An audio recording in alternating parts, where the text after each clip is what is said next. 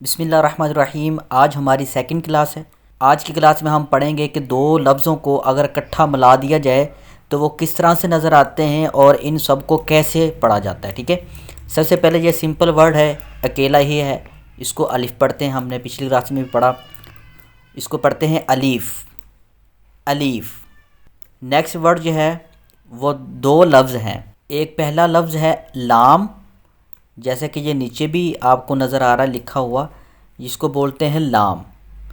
और अगर लाम के साथ, जैसे कि ये लाम लिखा है, लाम के साथ अगर अलिफ लिख दिया जाए तो वो उसकी शेप इस तरह से बन जाती है जैसा कि आपको ये नज़र आ रहा है। यानी कि दो लफ्ज़ अगर लिखे जाएं लाम और अलिफ मिला के तो वो इस तरह से नज़र आएंगे। ठीक है, हम इसको पढ़ेंगे लाम अलिफ, लाम अलिफ। ठीक है, नेक्स्ट वर्ड ये भी लाम अलीफ़ है। ठीक है, इनकी शेप थोड़ी सी डिफरेंट है। ये देखें, ये भी लाम अलीफ़ है और जो अब हम पढ़ने वाले हैं ये भी लाम अलीफ़ है। इसको भी हम लाम अलीफ़ पढ़ेंगे।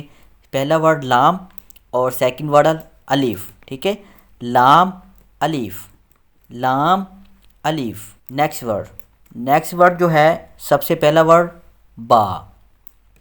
आपने अपने माइंड में रखना है जो एक डॉट होता है, वन डॉट हो और डाउन साइड पे, नीचे वाली साइड पे हो, वो बा होता है। आपने थोड़ा सा इसको भी अपने माइंड में रखेंगे तो आपको इजी समझ आती जाएगी। तो हम क्या पढ़ेंगे, इसको पहला वाला वर्ड है बा, सेकंड अलिफ।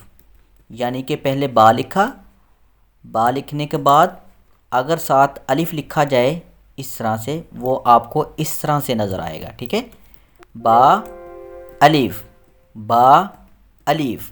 नेक्स्ट वर्ड जो है लाम फिर अलिफ, लाम अलिफ। लाम अलिफ एक इस तरह से भी लिखा जाता है। ठीक है, ये नज़र आ रहा है, दो तीन किस्म के लाम अलिफ थे। एक ये वाला लाम अलिफ, फिर ये वाला लाम अलिफ और ये भी लाम अलिफ है। ठीक है, ये दो तीन किस्म के लाम अलिफ है। आपने इसको अच्छे से अपने माइंड में बैठा लेना है कि लाम अलिफ जो है वो दो तीन किस्म के हैं, इनमें से कोई भी आपको देखने को मिल सकता है। ओके, नेक्स्ट वर्ड पढ़ते हैं। ये सिंपल लाम है, अकेला लाम, इसको पढ़ते हैं लाम।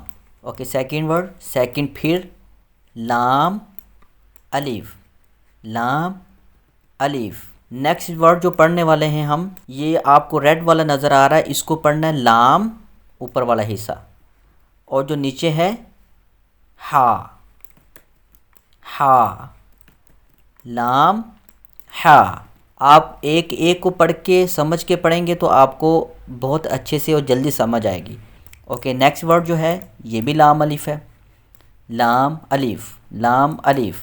पहले दो दो लफ्ज़ों को इकट्ठा लिखा गया था, अब जो है थ्री वर्ड्स जो हैं वो इकट्ठे मर्ज कर दिए गए हैं, यानी कि तीन लफ्ज़ों को इकट्ठा लिखा गया है।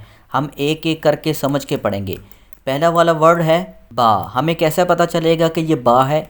आपने अपने माइंड में ये बात रखनी है कि कौन सा ऐसा वर्ड था कि जिसका वन डॉट था और वो नीचे वाली साइड पे था, यानी कि एक डॉट था और नीचे वाली साइड पे था, वो कौन सा ऐसा वर्ड था, कौन सा ऐसा लफ्ज़ था, तो आपको पता चलेगा कि वो बा था। ये बात अपने माइंड में रखनी है इनके डॉट्स के हवाला से।